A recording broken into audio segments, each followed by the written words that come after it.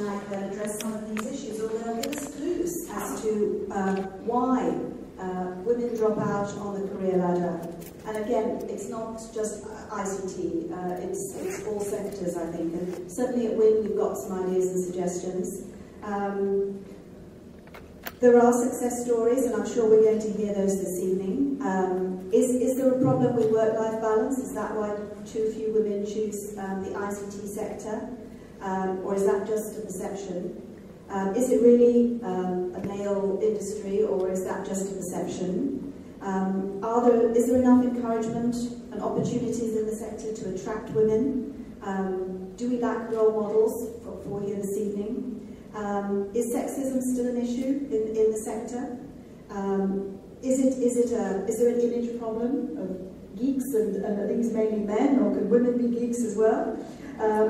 So what are the issues? Why aren't there more women in the sector? Do we think there are going to be more women in the sector? What can you all take home to share with your families, your kids, your cousins, your sisters, whoever, to encourage them? So we're going to be hopefully looking at some of these things. We've given each of our speakers 5 minutes. It's not very long, but we want them to share the key points with you that they've chosen to share, and then we'll take all the questions at the end. So we're going to introduce each speaker one by one. They've been asked to introduce themselves, their current role, just a little bit about their background, how they came into IT, some of the challenges they had to face, and really their key messages to the audience tonight. So our first speaker is Jenny Chan. She's the Centre Manager and Head of Solutions Testing for TNT Express ICS. And Jenny is going to be looking at the challenges for women in the ICT sector, and perhaps also emphasising some of the differences in male and female leadership styles that she's come across. Jenny herself has had over 20 years of experience in the IT industry. She started her career in IT in South Africa, where she worked for 3 years after having graduated with a Business Information Systems degree from the Wits University in Johannesburg. After her first child was born, she subsequently came back to Mauritius and continued her career in the IT sector, spanning several industries including manufacturing, insurance, textiles, and finally the ICT BPO sector. So, Jenny, over to you. Please give her a big round of applause.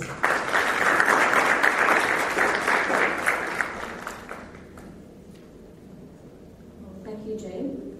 So, Jane did a very good presentation of myself. So, just to recap, I'm currently the Centre Manager for TNT. So, TNT Express ICS, we are part of a big multinational with our headquarters based in the Netherlands. So TNT employs around 80,000 people across the globe. So we've got an information and communications services centre here in Mauritius, and I'm responsible for the ICS centre, which comprises of 80 staff. So I've got a team of around 40 developers, testers, and support staff. And I'm very pleased to say that among my staff, there's 50% women, ladies. So,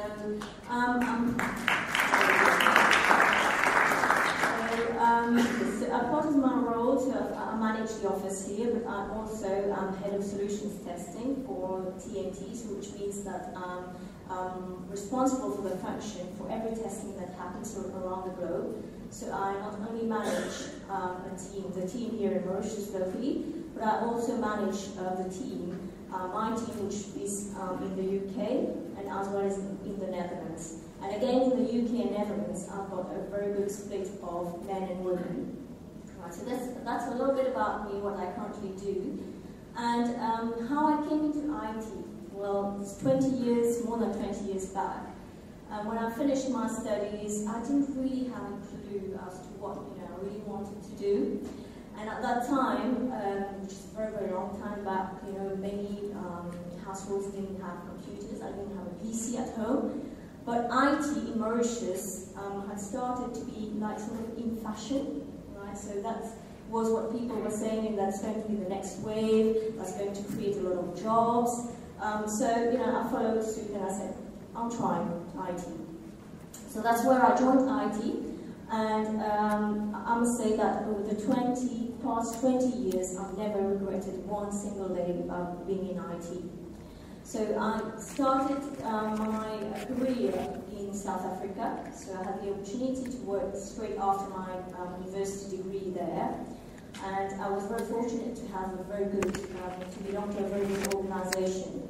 The challenge I faced was at that time a very male-dominated career, right? So again, if you talk, Jane, about the IT geeks, most of the IT geeks were male, right? And I came in, fresh out of the university, and it was really hard initially to be proving myself, and I had to, match these IT geeks. So I had to be, the best, churning out code, churning out the best code, the best quality code, the most code, and I must say it really worked really hard. That was very challenging because, the attitude towards women was still that, well, you're not an IT geek, you're not technical, and it was hard initially to prove to them that I could be as technically good as any male.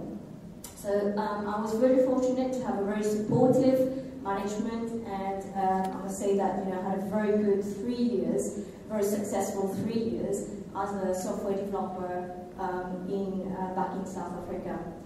Coming here, then again, I pursued my career in IT, spanning several different industries. And back in 2000, in the year 2000, I joined the ICT BPO sector. So that's what you were saying, Paul, about being the next, pillar of the industry. And I've really seen this sector grow. So over the past few years, it's amazing how much growth there has been in this sector. And believe me, there are more and more and more opportunities. This morning we were doing a promotion campaign, Claire and myself, setting up the nomenclature for ICT BPO. Why we did that project is because we are not having enough, supply of people, resources in the sector, and it is such, there are going to be so many more opportunities in this sector. So for me, it's been very, very interesting to be in this sector and to see the growth, really. Today we're about 10,000, 15,000 employees in this sector, and a lot of these, this services industry, a lot of the employed people are women. It is true that, at the moment, we don't have enough women in senior management positions, but I think this is starting to change. Right? I certainly see it, in the organizations, the big organizations in our industry.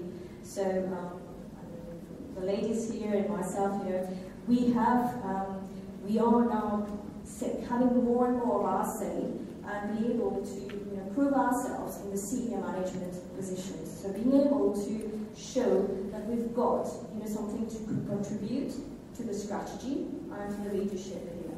So for me, I think it's very interesting in terms of a career. IT, there's going to be a lot more opportunities. There are already more opportunities.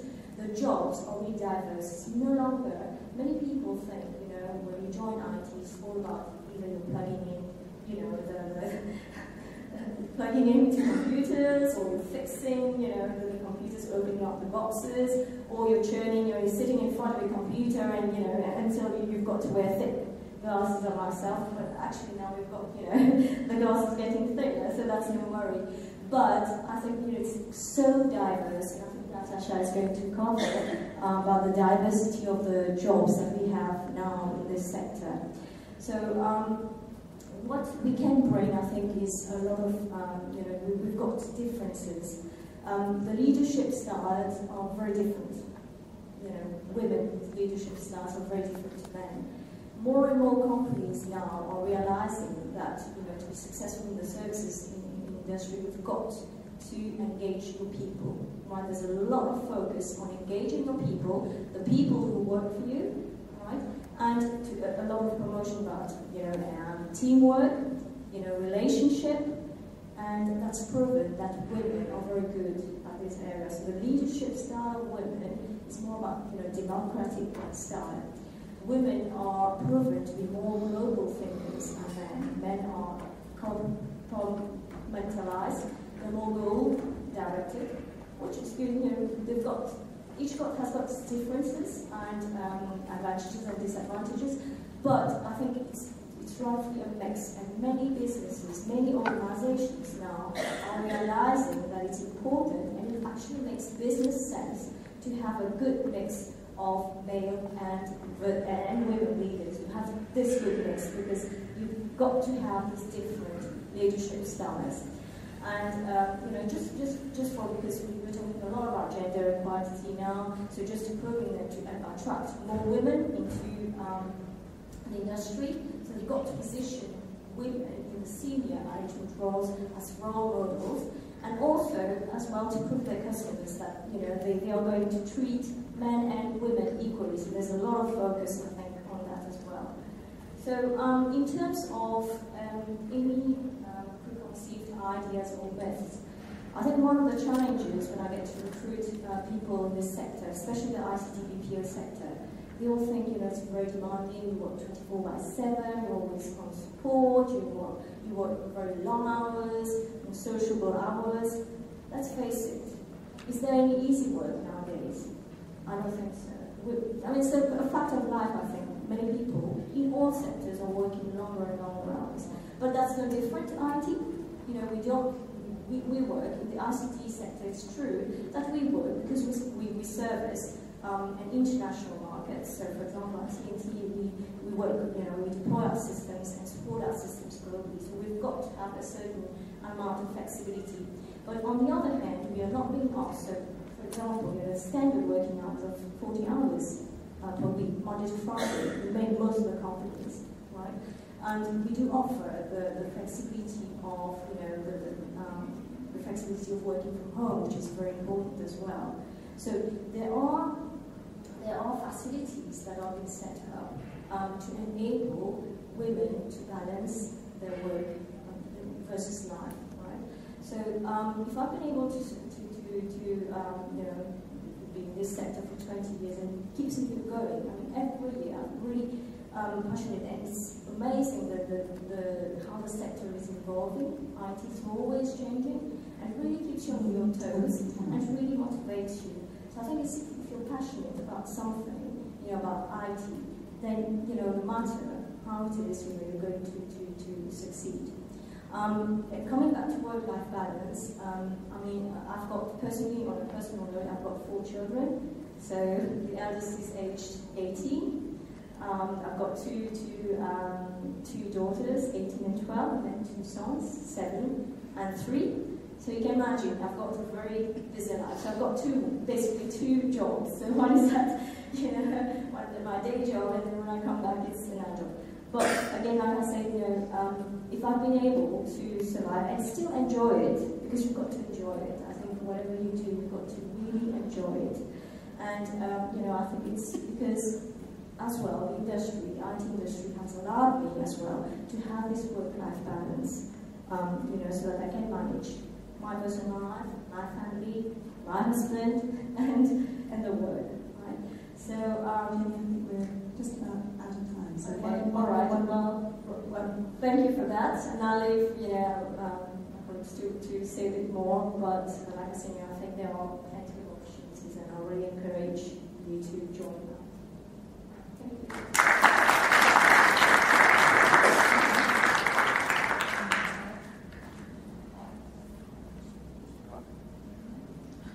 Thank you very much, and I think if we're looking for role models, we couldn't find a better one to start off with. I mean, 20 years in the business, 4 children, and still look at the energy and the motivation there. And I think afterwards we'll talk about how you came back, perhaps from having your first baby into the business, because maybe you took a break. But we learned about the soft skills and the good team makes, and we learned about the myth of the 24/7. So our next speaker is Natasha Ekstrom. Natasha is the education lead at Microsoft Indian Ocean Islands and French Pacific. And Natasha joined Microsoft Indian Ocean Island 11 years ago in the first marketing role in the sales location. She moved to a corporate social responsibility role within Microsoft in 2009 and was promoted to the education lead position in 2010. In this role, she's in charge of promoting the use of technology as a facilitator for learning. Prior to Microsoft, Natasha was project director in a leading local PR agency in Mauritius, specialised in crisis PR management, and her main client portfolios included some of the big blue chip companies Airbus, British Airways, Air Mauritius, British American Tobacco, Microsoft and Barclays. Natasha has a degree in communications from the University of Reunion and a master's in business administration and marketing from the University of Poitiers in France. She's also a Microsoft certified technology specialist in designing and providing volume licensing solutions to large organizations. As part of her activities, Natasha also acts as a part-time lecturer at the University of Mauritius, teaching integrated communication strategies to second-year students in business communication studies. So, I think another role model here. Natasha, you've got 5 minutes. The floor is yours.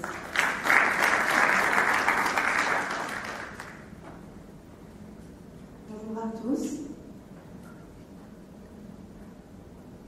Donc, je pense que vous avez bien décrit mon personnage. Donc, je ne vais pas m'éterniser sur cette partie-là.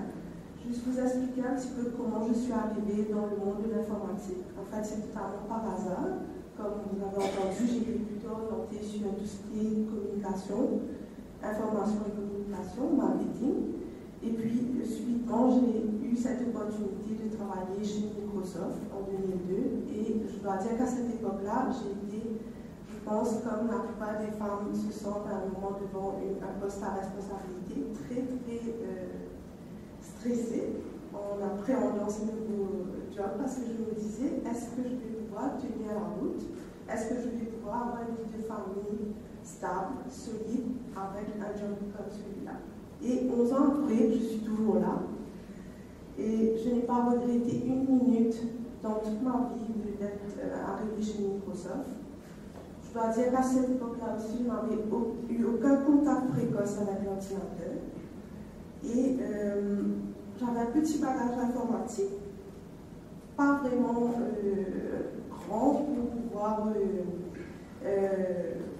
pour une position, on va dire, chez Microsoft, mais j'ai réalisé que ce n'était pas vraiment important parce qu'en marketing, en communication, ce qui est important, c'est surtout de pouvoir vulgariser l'informatique auprès du public. Parce que l'informatique, c'est un domaine tellement abstrait parfois que le commun des mortels ne peut pas saisir tout de suite tout. Donc il fallait quelqu'un qui puisse être apte à délivrer un message beaucoup plus simple. Et ça a été mon rôle pendant 7 ans. Ensuite, si je peux parler un peu des difficultés que j'ai rencontrées au départ, on ne va pas se voiler la face, c'est un monde d'hommes, c'est un monde dur avec des règles d'hommes, c'est-à-dire qu'il n'y a pas trop de place pour l'émotion, pour la douceur, tout ça, à première vue. Mais lorsque on rentre un petit peu plus profondément dans ce monde-là, on se rend compte que finalement, c'est en surface un monde dur, mais en réalité, non. C'est un monde comme n'importe lequel. C'est-à-dire que si on gratte un petit peu, on peut avoir un peu de douceur, on peut apporter un petit côté émotionnel à la chose.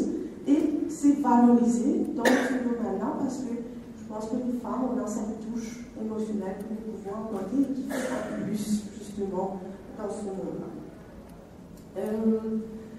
C'est un monde qui bouge extrêmement vite, où il faut se remettre en question professionnellement très très rapidement. La stratégie que nous avons adoptée il y a 2 ans de cela, elle a déjà changé. Donc il faut constamment être en mode remise en question, en mode apprentissage, c'est très important. Et ce que je voudrais dire aujourd'hui par rapport à tous les stéréotypes qui existent, je pense qu'un stéréotype très fort, c'est le fait que les femmes n'ont pas l'expertise et la motivation pour travailler dans l'informatique. Alors là, c'est faux. Je suis un exemple vivant du fait que je n'ai aucun bagage informatique et je n'ai pas eu besoin d'avoir un énorme bagage informatique, d'avoir fait mathématiques appliquées, sciences, engineering pour pouvoir y arriver. Donc, c'est le message essentiel que je veux faire passer, c'est que l'informatique, c'est une panoplie de métiers qui sont en train de se développer, qui sont en train de naître, et encore plus dans le monde d'aujourd'hui. Donc, c'est très très important que vous considériez ceux qui ont envie d'en passer une carrière dans l'informatique, que vous conseilleriez cette panoplie de métiers qui existent. Je peux parler de mon expérience en marketing, mais je peux aussi vous parler par exemple de domaines comme l'archivage aujourd'hui, où l'informatique est cruciale dans ces domaines-là. Si vous voulez demain devenir par exemple libraire, bibliothécaire, on vous demande quand même un gros bagage informatique. C'est la même chose dans les centres de recherche. Donc partout, il y a un métier où l'informatique aura un rôle important un jour. Donc il n'y a pas un chemin direct vers une compagnie informatique, il y a plusieurs chemins, comme moi, et ça, vous arrivez à un moment à vous sentir tellement à l'aise dans ce moment-là. Petite anecdote personnelle, c'est que quand on me demandait dans quel domaine j'étais, je disais toujours marketing. Et ces 4 dernières années, quand on me demande dans quel domaine je suis, je dis informatique. Donc mon mindset a évolué. Je me sens plus en confiance de dire que je travaille dans le monde informatique sans avoir peur qu'on me challenge sur mes compétences techniques. Et ça, je pense que c'est la preuve qu'on peut y arriver sans avoir forcément besoin d'un bagage informatique. Je reviens souvent dessus. Une autre chose que je voulais mettre en avant, c'est que aujourd'hui, je pense que les femmes, avec toutes les technologies qui sont arrivées, technologies mobiles, j'entends, iPad, tablette Windows, Android, on entend beaucoup de ça, on voit beaucoup de gens marcher avec la tablette. Je pense qu'aujourd'hui, les femmes ont moins peur de l'informatique. Avant, on se disait, ça c'est un truc d'homme, c'est la culture de l'homme, c'est les hommes qui aiment bidouiller dans les machines et tout. Mais aujourd'hui, les femmes aiment avoir la tablette, aiment faire des petits films sur YouTube, ont leur profil Facebook. Donc, il y a une évolution qui est en train de se faire. Il faut surfer sur la vague de cette évolution-là pour montrer aux jeunes filles qu'elles peuvent embrasser les carrières en informatique. Voilà. Donc, je pense que j'ai fait le tour et je suis à votre disposition si vous avez des questions tout à l'heure. Merci.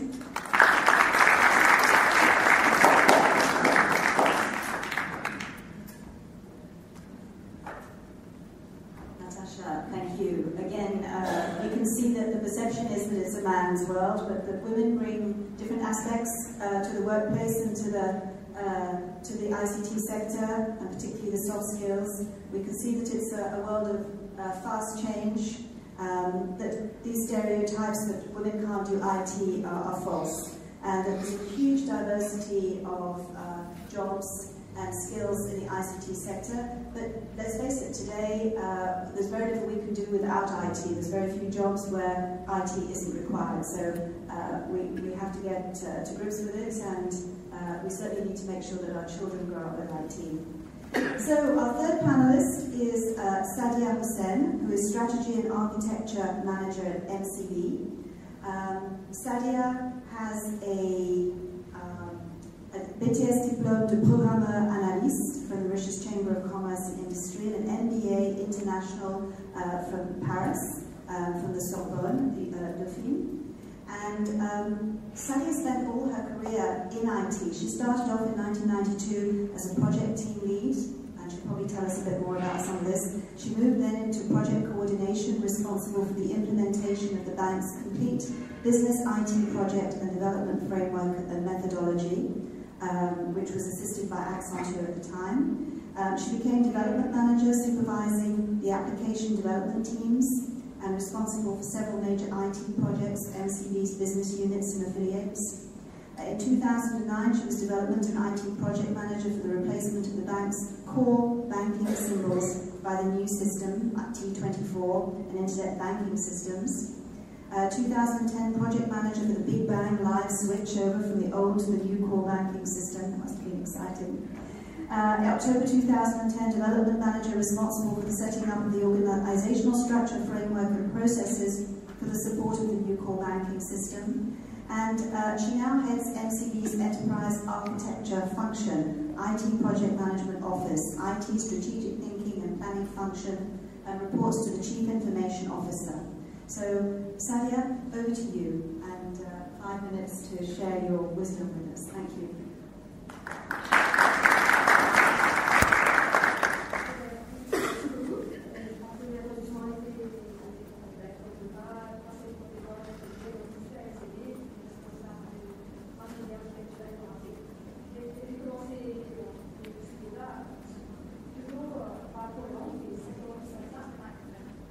toujours été petite.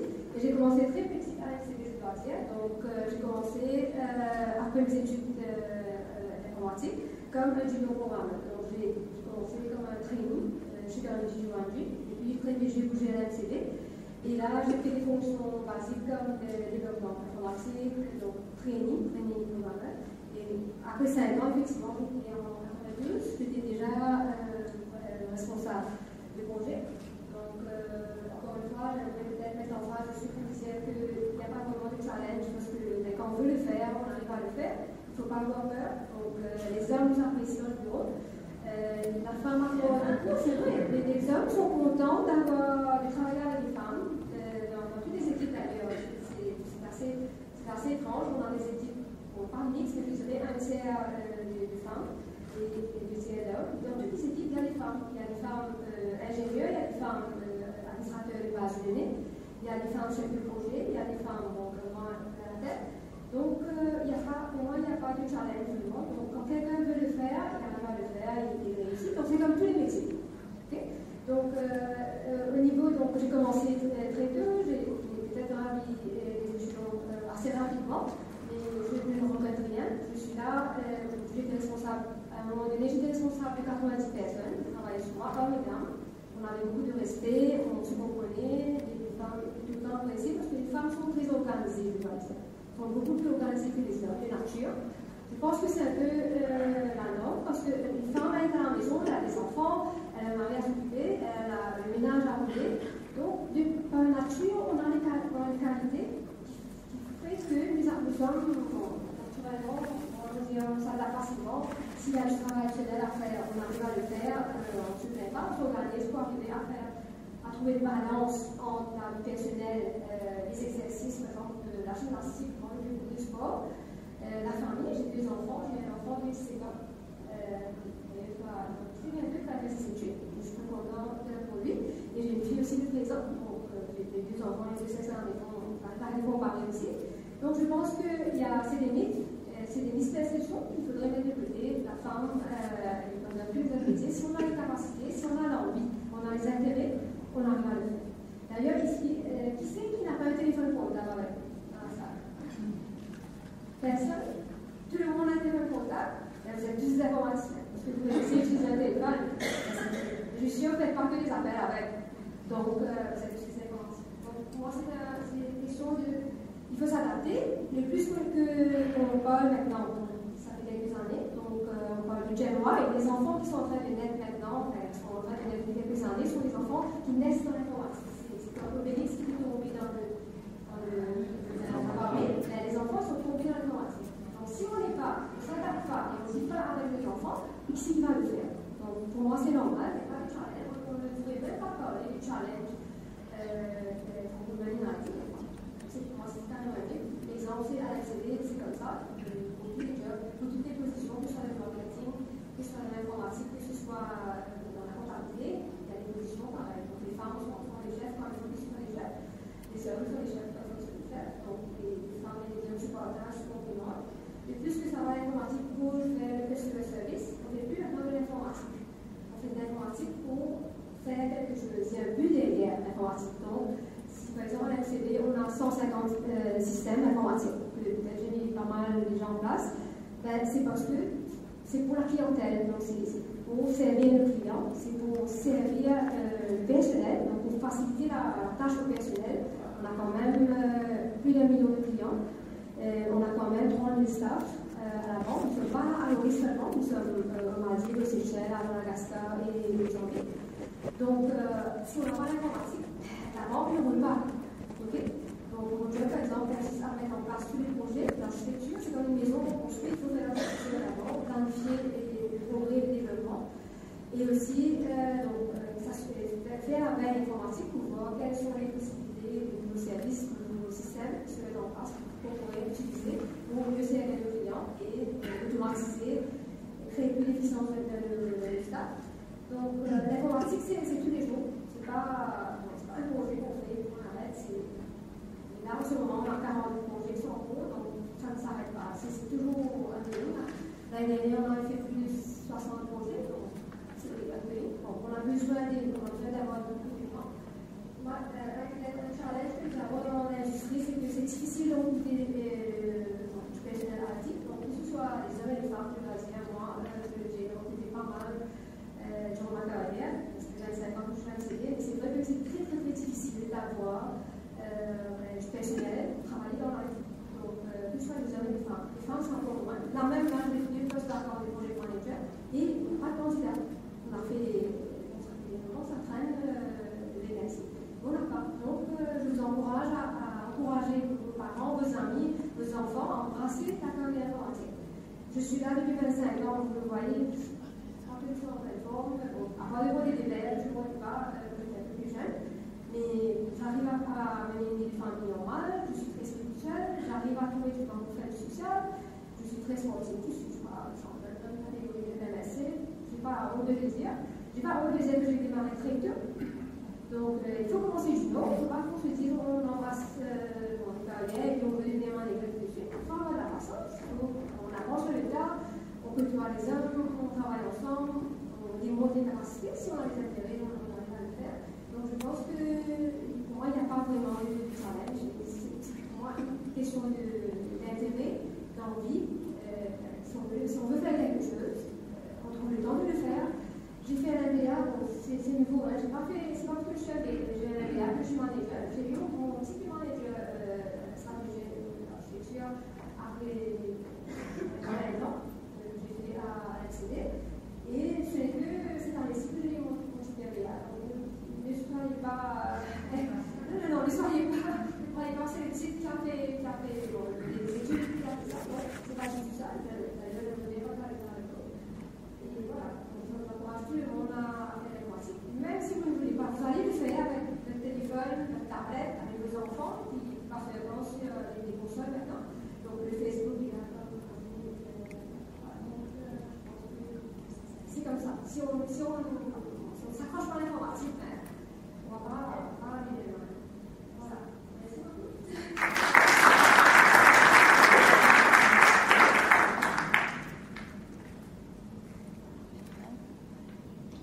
Well, I think that Sadie is the perfect example of what determination, motivation, and positive attitude can achieve.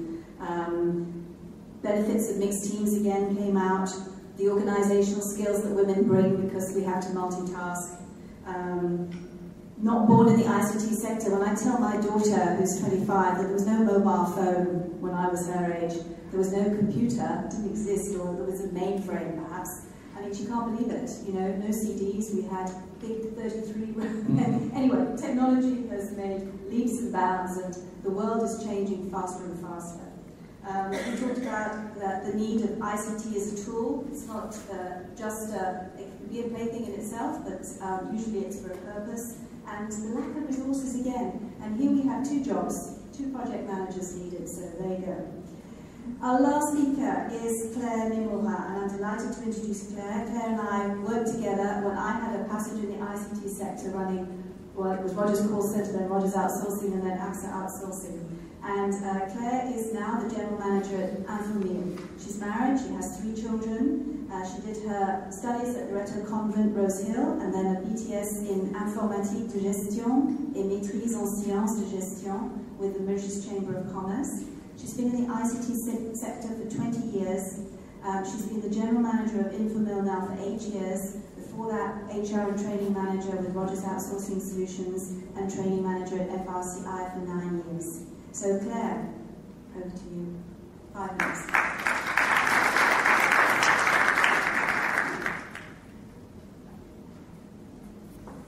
Merci Jane, bonsoir à tous. Beaucoup a été dit ce soir, donc je ne vais pas répéter tous les challenges, toutes les opportunités qu'il y a eu. Comme Jane vous a dit, voilà, ça fait 20 ans que je suis dans le domaine, je ne veux pas dire informatique, mais plutôt ICT, où comment je suis rentrée dans ce domaine, un peu comme Jenny, je ne savais pas trop quelles études je voulais faire après l'école. Et je me suis dit, bon, est-ce que je vais partir pour l'étranger, est-ce que je vais étudier à Maurice? En fait, l'amour a me retenu à Maurice. Donc j'ai choisi, il y avait un BTS à la chambre de commerce. Je me suis dit, ok, je vais faire ces études. Et en fait, je n'ai pas regretté du tout parce que ça a été un véritable déclic. Il faut dire qu'en tant que programmeur, dans ma vie de développeur, je l'ai fait peut-être 6 mois. Moi, j'ai étudié pour être développeur, mais je l'ai peut-être fait 6 mois. Mais ça m'a suffi en fait pour avoir un esprit de logique et d'analyse qu'il faut quand on est dans l'informatique, quand on est dans le développement logiciel. Alors j'ai fait 6 mois, mais ensuite je me suis tournée vers la formation, et ça c'est une de mes grandes passions, la formation informatique, où j'ai passé quand même 9 ans chez FRCI, qui est un centre de formation, à monter des cours de A à Z, en Excel, en project, etc. Donc voilà comment ma carrière a commencé. J'ai beaucoup travaillé à l'époque avec Microsoft, des conférences, c'était très excitant. Puis ma vie a été faite d'opportunités, pas de challenge, mais d'opportunités. Moi j'aime prendre de nouvelles opportunités. Et puis un jour je trouvais que bon, faire de la formation seulement c'était pas suffisant pour moi. J'aimais aussi les relations humaines, ça a toujours été une deuxième passion. Et c'est quelque chose que j'aime encore plus que la formation. J'ai dit, bon, je vais me lancer dans les ressources humaines. C'est comme ça que j'ai pris ce super défi de rejoindre Jane au call center, qui à l'époque, on ne savait pas ce que c'était un call center. Call center, c'est une réceptionniste. Il fallait vraiment emmener les gens à comprendre, ok, call center, c'est pas simplement être une réceptionniste. Il y a tout un métier, on apprend, c'est quelque chose qu'on apprend et qu'on aime et qu'on fait avec conviction. Donc, où il a vraiment fallu convaincre les candidats, mais aussi les parents. C'était vulgariser ce métier qui, aujourd'hui, est un métier, un environnement, je dirais, à City qui marche très très bien. Et puis, il y a eu l'autre défi Infomil qui s'est présenté à moi il y a à peu près 8 ans de cela. Et Infomil, c'est une entreprise où on fait du développement de logiciels. Alors, on est 45 au bureau et dans les 45, il y a 40 personnes dans le développement qui font vraiment du développement toute la journée. Et il y a des femmes aussi, il y a 30% de femmes, dont certaines sont présentes aujourd'hui, et que j'apprécie beaucoup. Et donc on a commencé l'activité à très peu. Aujourd'hui, on a une bonne équipe et on ne cesse d'encourager les personnes à venir chez nous, peu importe le sexe, homme, femme. C'est pas ça qui compte, c'est les compétences qui comptent. Et à partir du moment où on est là et on fait du bon travail, c'est l'essentiel. Donc il n'y a pas d'a priori s'il faut être un homme ou une femme. Oui, il y a plus d'hommes au bureau, mais c'est qu'une coïncidence, je dirais. Et là, pour la petite anecdote, nous sommes en plein recrutement des étudiants de l'université qui vont terminer bientôt. J'ai autant de candidats femmes que hommes, et les candidats femmes ont d'excellents résultats au niveau BSc. Voilà, donc vraiment de très très bons résultats. Et moi, je suis très contente de voir l'effort et je dirais un peu l'engouement aussi qu'on recommence à avoir pour l'informatique au niveau des femmes. Donc, je suis persuadée que, un peu comme Sadia a dit, il n'y a pas de challenge particulier pour être dans l'informatique. Si on aime ce qu'on fait, si on est passionné, on y réussit très bien, tout en ayant une bonne balance dans sa vie. Donc, que ce soit la vie professionnelle, personnelle, sociale, sportive, etc. On y arrive très bien. Il suffit de savoir aussi se mettre ses propres limites. Ne pas rester, on va dire, marié à son travail et ne faire que ça, mais savoir trouver l'équilibre qui convient. Et à partir du moment où on montre à ses collègues qu'on a besoin d'un certain équilibre dans sa vie, et que quand on est là et qu'on a à faire ce qu'on fait, on le fait très bien, là ça marche.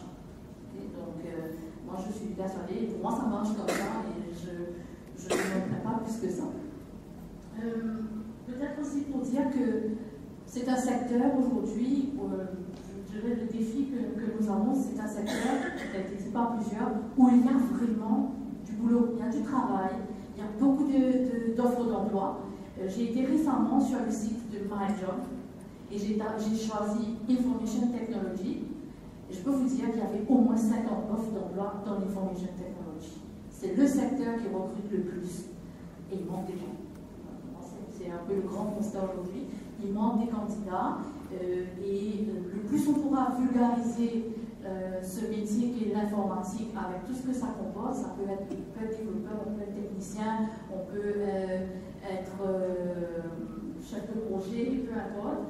Mais voilà, il y a plein de choses, il y a beaucoup d'opportunités et on ne fait pas attention à si c'est un homme, si c'est une femme. Donc, moi, c'est un petit peu ma mission, je dirais, d'essayer de vulgariser à travers soit des forums de discussion, soit à travers, on a parlé sur la ce matin, où il faut vraiment faire comprendre aux étudiants c'est quoi le métier de l'informatique, aux professionnels c'est quoi le métier de l'informatique, les institutions, etc. Et aussi, voilà, travailler différents moyens, si on peut aussi, là on essaiera d'aller dans les écoles pour en parler davantage, vulgariser, parce que c'est un métier super intéressant, c'est un environnement de travail très intéressant. Ceux qui y font carrière ne regrettent pas et généralement n'ont pas envie de quitter. Voilà, on veut continuer dans la même filière. Merci.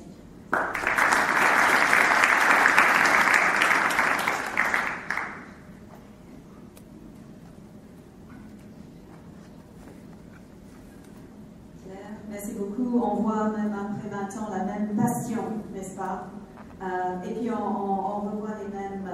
enfin, les côtés positifs, c'est l'engagement, on voit plus d'engagement peut-être, je me dis, des femmes pour les études informatiques. On sait que c'est un environnement propice au secteur TIC, on a une preuve. We can keep a good work-life balance even in the ICT sector, even though it's 24/7, and it's a sector that's well paid. So, question time, I think, and I guess the big question. Bruno, can I ask you perhaps to take one of the microphones if anybody's got questions from the audience? There's a gentleman front row here, first of all, and then Nusrat. Good evening to everybody. One of the main is I find it very difficult and hard and sad when I lose a female employee in the video sector, who has worked 5 to 10 years with me, and she's leaving because she's starting a family. So, and to get somebody of that quality and standard, that she has worked 10 years, so she must be very good to stay in one company with us. And so to employ somebody of that caliber, it is very, very difficult. So when we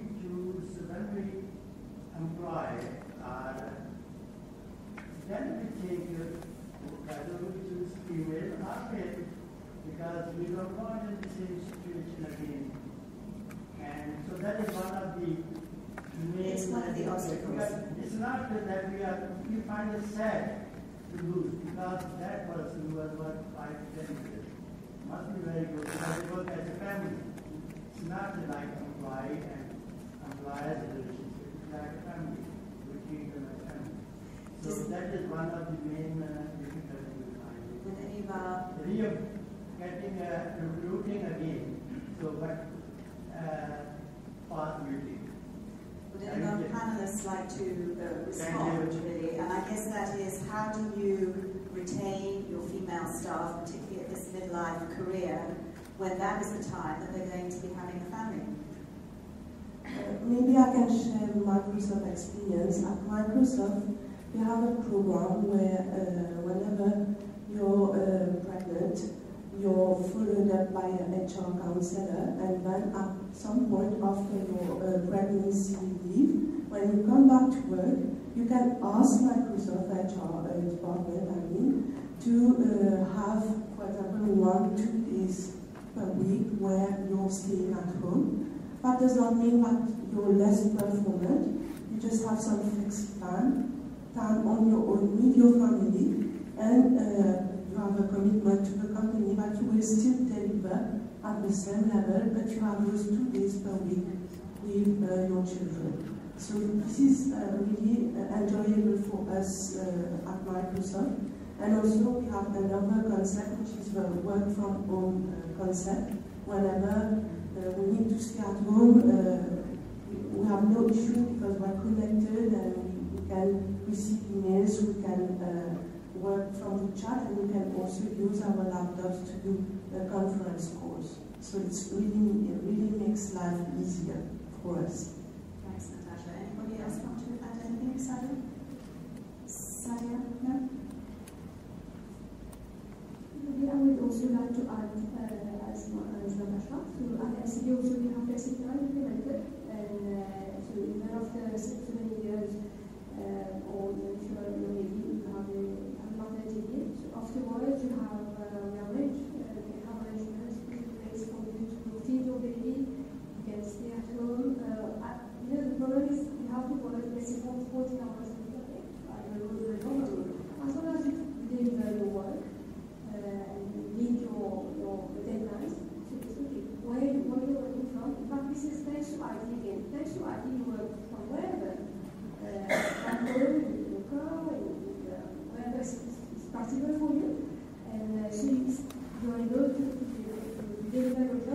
the same time, with families. Should not be an issue now. But for a small company, It's difficult. people, and it is a call center of issue, which is difficult to work from. And those employees, they want to take it on the break to look after their family. Some of them, they want to go to find a little child starting in school. So that is it. I think what you have said is okay. Yes. That can work 50%. I think it's a different way of looking at things. I think that companies are realising that there's 50% of the workforce out there, and if they want to recruit them and retain them, then they have to relook at their human resource practices. And what women want, and particularly at that midlife career point, is support, understanding, and flexibility. And so what a lot of companies are doing, and it's not possible for all companies to do that, but they're looking at how they can provide that support, that flexibility. Having a creche, do you have a creche in your call centre? It's an example, okay? But having the facility of, so you have to look at it from a different perspective. The world is changing, and it's going to be a more diversified world. And so there's going to be more women in the workplace, and you've got to look at what their needs are. And this is what best practice is. And you'll see that, and you can see that Microsoft and MCP are already ahead of the game. So, yeah, it's a challenge, though. No, yes. Nusrat. Hi, I'm Nusrat Ganu, and let me thank the panelists for sharing the experiences with us. I think they were excellent experiences. Before I get to my question, I think I would like to make a comment. Following on from the question of the gentleman, many women, it's true, they give up their jobs because they want to look after the kids and want to look after the family. But I think there's a critical point that often we miss is if the husband in the house was actually taking half of the responsibility of looking after the family and after looking after the kids and the running the household, then perhaps women would not have to give up their jobs and not have to give up their responsibility. So I think that's something that's a message that perhaps each woman should try to pass on in any forum that we get to talk to. Now, coming to my question, I would like to address my question to Sadia, if that's okay. When I was listening to you, what I heard is that you don't think that women necessarily experience a lot of barriers in their career if they want to accede to a position of higher responsibility. And I would respectfully disagree to that. It's a fact that women faces many barriers in their career, especially as they get to the higher position. It's a fact that there's a class ceiling. It's a fact that there are family priorities. There are cultural barriers. It's a men's world with men's rule that women need to work into, and it's you see it everywhere in every organisation. So my question to you, therefore, is: what is it in your experience, in your personal experiences, as you gravitated the social, the career, your professional ladder? What is it that you think you had in your advantage, and you would recommend to women to exploit that, and therefore accede to higher position? Very difficult question. I would like to tell you, okay, I respect your stand around.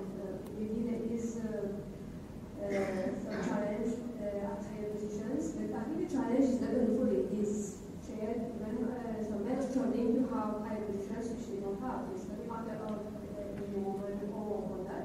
It's not a matter of being IT or not IT. So I think it's very the same. Okay, what did I do? What did I have more than others to have, let's say, had higher position? I don't think I've done anything special. I've just done my job. It's true that I'm a perfectionist. I don't like to do jobs half. I always, when I'm asked to do something, I will always ensure it gets done. Okay, and when I'm asked to do something to deliver it on this date, it will always be delivered on this date. It's not earlier. So I think the only, for me, there's no miracle, there's no magic. It's a matter of being able to deliver when I don't know, because I'm not a genius, I would like to tell you. So if I don't know something, I get help from my colleagues, I do researches. Now with the internet, it's very, very easy to have access to information and knowledge. So it's always a challenge, and it's always interesting to have more challenges in your career. I think that's one of the secrets, is never let yourself, let's say, always try to follow the progress and development. Okay? If now you see there are new technology and all that being put in place, always be curious. Okay? I was always curious. Since I'm born, I'm a curious, I was a curious girl, now I'm a curious lady. So if you are always curious, you just do your job and you ensure that it gets done, and it gets done at 100%, and it gets done according to the budget that was provided to you, and you deliver on time. So for me, it's like that. It's a matter of doing it repeatedly. So after you do it 10 times, this one, we can give her the job, because I think she has consistently done it over so many years, over so many projects, so she can do it. Because it's normal. At home, it's the same thing. You're a mother, you have 2 kids, or you have 2 kids, or whatever. You want to when you go to sleep, you would like to go to sleep after getting to sleep. You know that everything's done. Everyone has eaten, your kitchen is clean, I don't know, you have put your clothing in the washing machine, and so then you're okay, you're satisfied, I can have a good night's sleep. It's the same thing in work, you behave the same way. So you get the job done. If you're a team leader, or you're in a team leader position, you just ensure that the team also deliver according to your principle, according to the job which was assigned to them, and that's all. And you have to be curious. In IT, you have to be curious, because every day, everything changes. The telephone, mobiles, everything is changing. Some years ago there were the tablets, so now there are tablets. Now there are so many tablets that you don't know. I haven't bought my tablet, and I think Paul knows that, and another person from my perspective, because I don't know what to choose from. So I'm looking for the best tablet to buy, but I'm still waiting for it to get released. So I think it's a matter of being curious, in liking what you have. You wake up in the morning, you go to go to work. Passion, determination, you can hear it. Yeah. I think that women, though, you can hear everything that Sadia said. Women have to work harder, usually, to achieve the same goals. Yes? And then, yes. Yeah. Thank you very much. Je vais commencer par dire merci à Mme Natacha. Vous m'avez libéré, je crois qu'il fallait avoir un grand bagage, surtout les moins jeunes, pour pouvoir faire l'IT. Et j'ai retenu une mode d'apprentissage. Mais j'aurais une question à Mme Jenny. My question is in English. One question though. Do you need to be bilanguage, English? I understand that English is more technical than French, but I'm happy that, is it chosen that all the ladies are majority in French? Okay, you'll answer later on. But Jenny, I've got a very stupid question. My age. What difference do you make? I know there's no different stupid question. What difference do you make with IT and ICT? If you just could answer me, I'll sleep very well tonight. Thank you, Jenny. Okay, so we talk a lot about now ICT instead of IT. So pure IT, information technology, but it's all about, the C is for communications, right? So that's where the C comes. And so the buzz, we talk about a lot of ICT now. That's a buzz, and because of the government as well, it's putting a lot of emphasis on what we call, the communication technology, not only PCs, computers, but everything that touches, communication. Sadia spoke about mobiles, tech network, everything that as well. We talk about IT-enabled services nowadays, so you might have heard about that as well. ITES, which is another buzzword. So everything, every service which is done by IT. And it's true that, everything, nearly everything nowadays, is geared by IT. You've got a microphone, there's I'm sure an IT application, there's a PC, so everything is, most of the things that we do nowadays is geared by IT. Donc, et pour répondre à votre question, c'est que nous sommes parfaitement bilingue. Oui, donc tout le monde, nous ne sommes pas vraiment bilingues parce qu'on est mauriciens. Donc ça c'est notre force, c'est d'être bilingue. Donc il n'y a pas de... Non, pas vraiment, pas vraiment. Speaking of French speaking, or does it not matter? It doesn't matter. It doesn't matter. Ça dépend de vos clients. Par exemple, nous, à TNT, on est global multinational, donc based in the Netherlands. Donc la plupart de nos clients sont anglophones. Donc on a choisi de parler l'anglais, comme on parle plusieurs langues, hein, quand on vient avec des utilisateurs, ils peuvent espagnol, german, français, on parle de tout. Mais the international language, c'est anglais. Mais par exemple, pour cas, c'est français parce que tu as des clients français francophones. Donc d'où là, pour nous, évidemment, mais mauriciennes, c'est l'avantage d'être parfaitement bilingue, même trilingue, quelquefois. Donc ça peut servir énormément dans le secteur.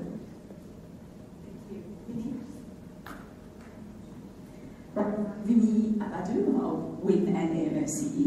First of all, just speaking to. That's it. Congratulate you, lady. Your determination, power in what you do is fabulous and laudable. My question is simple, and anybody on the panel can. Sorry, we're going to get to a new technology. No, that's fine. Thank you. My question is very simple. Anybody can pick it up on the panel. Do you sincerely think that enough is being done to push the girls into the ICT sector?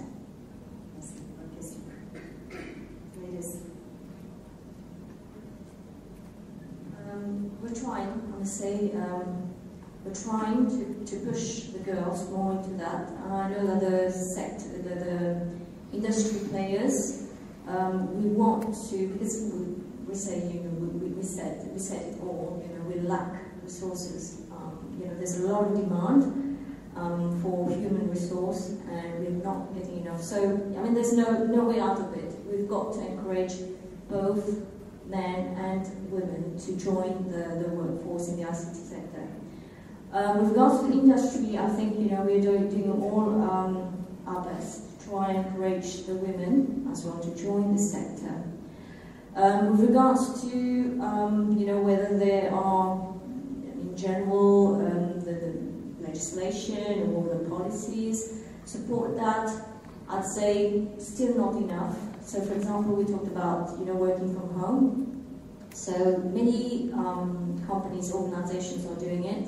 Already, you know, we've seen 3 organizations out of the 4 we are doing it. We have got this policy in place, but still, I think not yet enough. So I think it's all about, you know, in terms of policy and legislation. So we need to do a bit more in terms of encouraging women and providing the framework, the flexibility, like Jane was saying, to enable women to join the workforce, because women have got different needs to men. You talk about, you know, we've got to cater for our families, we've got to balance this, and we've got to provide this flexibility. So we've realized it in many organizations, you know, if we want to have the resources, we've got to accommodate women. If we want to attract women, which makes nearly 40%, you know, 50%, 40-50% of our workforce, then we've got to be able to provide the framework to attract them. So I think we've got some more to do. But quelques initiatives qu'il y a. Je pense à Microsoft et son Digigirls, qui voilà, on a l'occasion de la fête de la femme, la journée de la femme, l'a organisée l'année dernière, et on avait quand même beaucoup d'écolières qui étaient venues écouter. Et ce qu'on constate, c'est que dans les écoles où il y a des filles, il y a quand même l'informatique à une place importante, et il y a des classes informatiques. Je pense que autre chose aussi, c'est dans les entreprises, surtout dans le secteur ICT, où parfois on termine à 6 heures ou un peu après, il y a toujours un transport qui est organisé pour emmener les gens chez eux. Et ça, voilà, autant peut-être un homme, on va se dire, ok, c'est problématique, bon, c'est jamais aujourd'hui, mais voilà, pour les femmes, en tous les cas, c'est une assurance que souvent on vient chercher la personne chez elle et on la ramène chez elle. Donc c'est quand même un plus, un facteur qui compte. Aussi, voilà, les écoles, troisième point, je ne sais plus ce que c'est. Je voudrais ajouter aussi que là, de plus en plus, surtout dans le secteur ICT, BPO, on met l'emphase sur la qualité des services. On doit aller chercher ce qu'on appelle les high value added jobs, les niche market, et tout ça, ça demande beaucoup.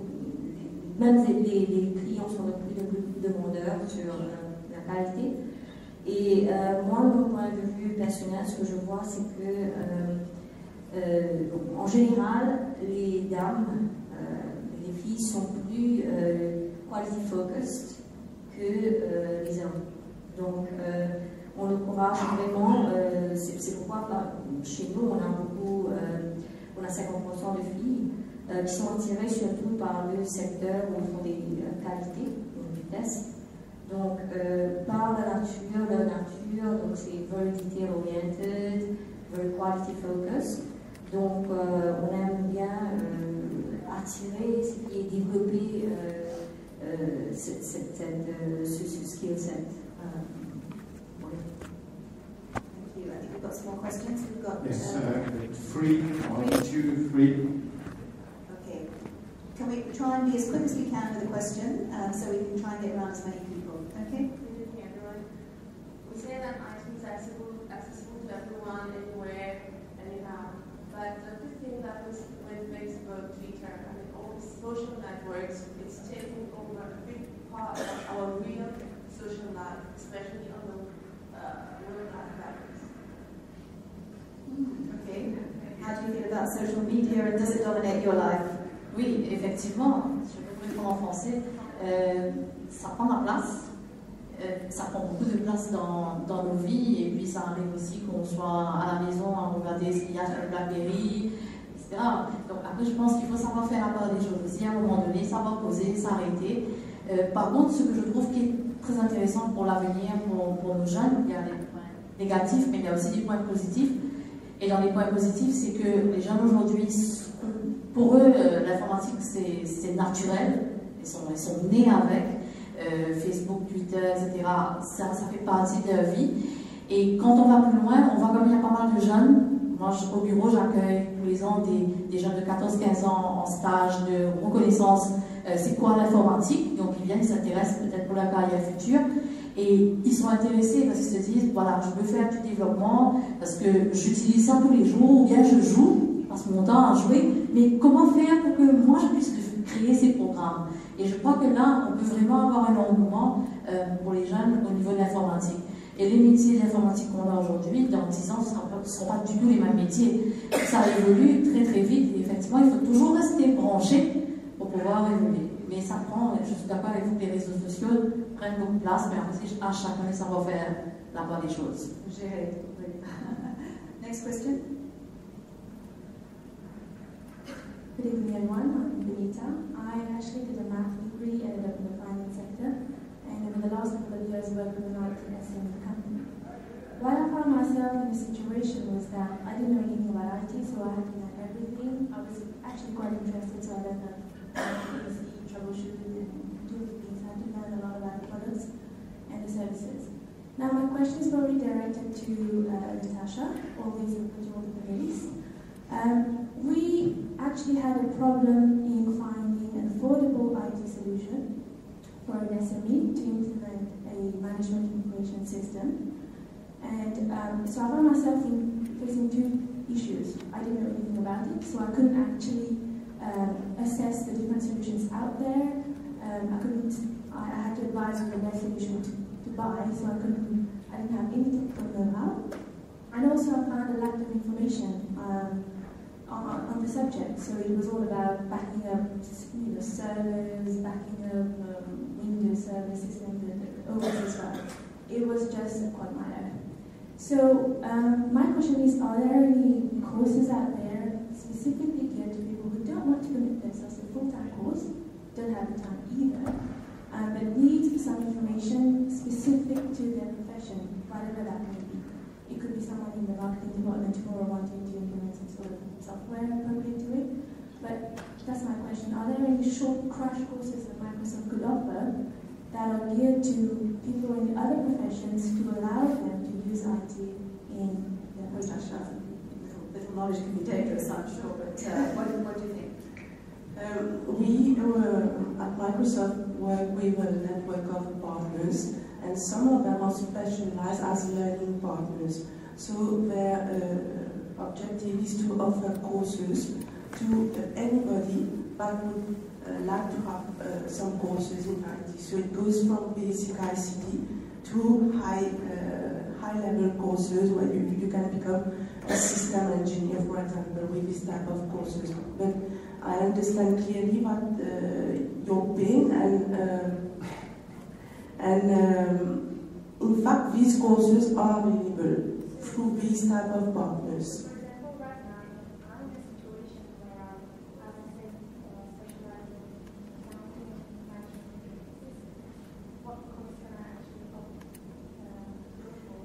Can I suggest that maybe your question is a very individual one, okay, and maybe very specific, and that you could talk to Natasha afterwards and she can give you some advice. Would that be okay? Peut-être si je peux répondre vas-y. parce que moi j'ai quand même une longue expérience justement dans la formation informatique quand vous cherchez. La meilleure chose à faire quand... alors il y a des cours qui existent, des cours d'embauche, je dirais, beginner, intermediate, etc. Et bien souvent, les cours ne vont pas répondre à un besoin spécifique pour vous donner un awareness. Donc, moi, ce que je conseille et ce que j'ai beaucoup pratiqué à l'époque, c'est que quand quelqu'un a un besoin particulier, il faut qu'il rencontre un expert dans le métier, il exprime son besoin et on trouve la solution avec lui. Il apprend sa solution. Et à ce moment-là, il retient, il peut mettre en place et il arrive vraiment à utiliser au maximum. C'est la meilleure façon pour commencer à apprendre et après, ça permet de découvrir le reste. C'est ce que je peux vous conseiller. Okay, we have time for one or two questions. We'll take two more then. Okay, so 1, 2. Bonsoir à tout le monde. Merci à Caroline pour l'invitation. Je suis Manoline. En fait, Claire parlait la dernière fois de DigiGirls. Effectivement, en fait, je suis prof d'informatique à l'Ouest de Catrebonne et je trouve que c'est extrêmement difficile d'encourager les filles à apprendre l'informatique. Pourquoi? L'année dernière, on avait fait les DigiGirls que Caroline nous avait invités. On avait vu 2 panélistes ici, 3 en fait avec Natasha. Et ça avait créé un buzz chez moi pour qu'il y ait 15 filles qui prennent en fait en HSC. Mais cette année-ci, quand j'ai parlé avec Caroline, nous avons que 3 filles sur 30 dans une classe qui veut faire l'informatique en forme 4. Pourquoi? Parce que les filles sont complètement découragées par l'informatique, elles n'aiment pas du tout le projet, elles trouvent que c'est extrêmement challenging et se butent à ça. Donc, Claire, je t'invite chez moi le 25 pour pouvoir promouvoir l'informatique avec mes filles de forme 3 et de forme 5. Très bien, on viendra et je viendrai avec des personnes de chez moi qui sont vraiment des pros en informatique. Merci à toi et à Caroline. Juste une question pour madame. Les filles préfèrent quoi alors? Elles rejettent l'informatique parce que c'est trop difficile ou c'est pas assez intéressant pour préférer Non, quoi? elles trouvent que c'est extrêmement intéressant, mais trouvent que c'est difficile d'aller de l'avant avec. Après, il y a le stéréotype que les parents préfèrent que mes filles soient docteurs ou avocats. Donc, beaucoup de pression de la famille. Oui, et ensuite, il y a le fait que les parents disent, je crois qu'il y a une parmi qui a dit, je crois que c'est Jenny qui a dit qu'ils pensent que les élèves, quand ils vont faire ce sujet en forme 4 et 5, c'est ouvrir le casing et voici à l'intérieur. Voilà. J'aimerais bien ajouter un petit peu par rapport à ça. Si vous allez sur Internet, donc il y a plusieurs rankings, des top jobs. Okay? Si vous allez voir, il y a les rankings de Forbes, les institutions les plus connues. Vous allez voir que dans le ranking, dans les best, donc on a toujours les top. Donc avant de venir, j'ai fait des petits recherches comme ça. Donc top 100 best jobs, top 10, whatever. Vous allez voir, par exemple, dans la majorité de ces classements, les first 10 best jobs, c'est au moins 4 ou 5 jobs informatiques. Donc, et comme je dis informatique, ce n'est pas des jobs que pour un moment. Pour moi, il n'y a pas de job informatique homme jamais. Donc, dans la panoplie, dans la variété de jobs que vous avez, donc là, dans le ranking que j'ai fait sur Forbes, vous avez développement, software développement, vous avez web développeur, web design, ingénieur, donc de base de données, administrateur informatique, donc il y a une variété. Donc, et comme je vous ai dit plus tôt aussi, vous avez maintenant des jobs qui font le pont entre le métier et l'informatique. Donc, allons-y à prendre des requirements d'un département dans une compagnie pour les transcrire en informatique. Donc, tout ça sont des jobs, des opportunités qu'il y a. Si vous allez voir les classements, donc je crois que ça va les intéresser. J'ai essayé, les salaires sont très forts. Même ça ne reste pas du tout. J'ai essayé toutes ces techniques, ça ne marche pas. Donc, je crois que les parents. Faut éduquer les parents. Dernière question, la dernière question, si on peut, d'accord? Last question. Bonsoir tout le monde. Je suis Chitine de la société Apprenez, je travaille donc ma question est très générale. Donc on voit très souvent que au niveau académique des filles, la performance des filles c'est bien nettement meilleure que ceux des garçons. Et arrivé dans le monde du travail, on voit que pour franchir ça, il y a nettement moins de filles qui passent. Donc, les intervenants aujourd'hui ont dit qu'il y a beaucoup de postes vacants, mais qui ne trouvent pas preneur. Donc, comment se fait-il que les filles qui étaient tellement mieux académiquement n'arrivent pas à franchir ce seuil? Donc, est-ce qu'il y a un travail au niveau d'une éducation à faire pour que ils ont cette compétence arrivée à ce niveau? Donc, ma question est ouverte. Tu veux Natacha? Je réalise en fait souvent des entretiens pour des postes à pourvoir et je suis souvent étonnée de voir des CV qui sont brillants, mais je trouve que surtout au niveau des filles, elles manquent de personnalité. Elles sont toujours dans un mode comme ça.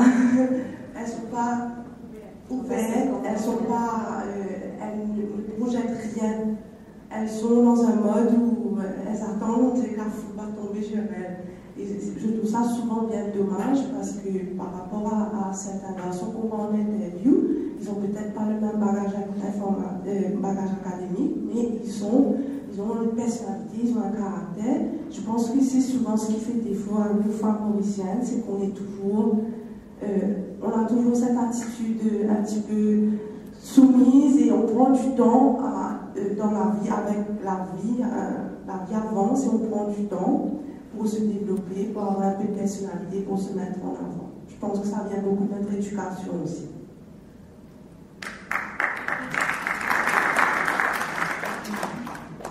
Je te rejoins, Natacha. En même temps, comme je le disais tout à l'heure, justement, que les filles avaient de meilleurs résultats. Ce qu'on constate dans la réalité, c'est que quand on arrive, chez nous, on fait des tests de recrutement. Quand on arrive au test de recrutement, les garçons qui avaient peut-être des résultats moins bons dans les études, ils ont peut-être parfois de meilleurs résultats aussi. Ce qui fait que finalement, les filles et les garçons sont équivalents. Sauf que les filles, elles bossent beaucoup plus, probablement, elles sont plus sérieuses dans les études, mais les garçons, techniquement, et les projets, etc., ce sont des choses qu'ils aiment. Donc, pour moi, il y a de la place pour les deux, mais il faut aussi que la fille se mette plus en avant et voilà, on se dit que je suis équivalente aux garçons, et donc je dois aussi faire mes preuves et me convaincre aussi en entretien, parce que l'entretien, ça compte aussi, et c'est vrai que là, il y a parfois des décisions qui se jouent dans certaines personnalités et autres. Est-ce que je peux intervenir sur ce point? Rapidement. En fait, c'est prouvé que la psychologie féminine est peut-être. Et alors, je disais que vous dites que les filles ne se mettent pas en avant, mais c'est la psychologie féminine qui fait ça. C'est prouvé que pour un poste où il y a, je ne sais pas, on demande 10 compétences, la femme, si elle n'en a pas 9 sur 10, elle ne postule pas, alors que le garçon, il n'en a que 4 et il est persuadé que ça va aller, et donc il fonce. Peut-être qu'il faut changer justement, adapter le recrutement à la psychologie féminine en se disant, ok, on sait qu'elles sont comme ça, et va les juger, on leur fait confiance, elles vont y arriver, il faut donner une confiance qu'on a. Je pense que c'est adapter les ressources humaines à la psychologie. Oui, entièrement d'accord. Oui, Bruno, tu veux dire quelque chose? Oui, en étant en charge du WIN Leadership Programme, peut-être je peux share un insight. Il y a ce que, souvent avec Georgina on parle, des self-limiting beliefs que les femmes ont. Et donc il faut savoir dépasser ces self-limiting beliefs. Et effectivement, peut-être que toutes ces filles que vous voyez avec le bon résultat académique, tout ce qu'il leur faut, c'est de travailler sur leur personnalité et de croire en leur capacité. Il y a peut-être un programme pour WIN.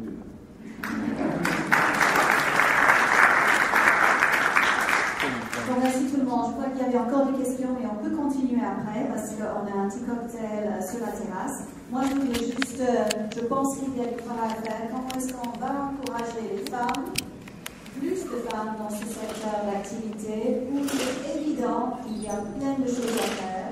How can we really make the best of the role models that we have? Because I think we've had 4 wonderful women tonight. You couldn't have found 4 better role models.